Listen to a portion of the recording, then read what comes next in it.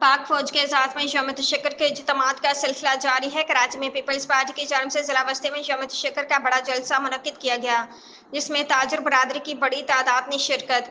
Peoples जिला बस्ती की जानिब से पाक फौज की जानिब से भारत को धूल चटाने पर जश्न फतेह मनाया गया, जहां पाक फौज और पाकिस्तान के मिली नगमों पर सबजलाली परचमों ने फिजा को गरमा दिया। पीपल्स पार्टी के ताजर रहनुमा रिजवान रफीक ने पाक फौज को खराज तहसीन पेश करते हुए कहा कि फौज ने पूरी दुनिया में पाकिस्तान का सर फख्र से बुलंद कर दिया है और अब भारत की कभी जरूरत नहीं होगी कि वो मैली आंख से देखे। तकरीब में पीपल्स पार्टी के मुकामी क़यादत और ताजर बरादरी की बड़ी तादाद शामिल थी। शुरका ने अपनी तकरीर में पाक फौज को जबरदस्त खराज तहसीन पेश करते हुए कौम की जानिब से तशक्कुर का इजहार किया।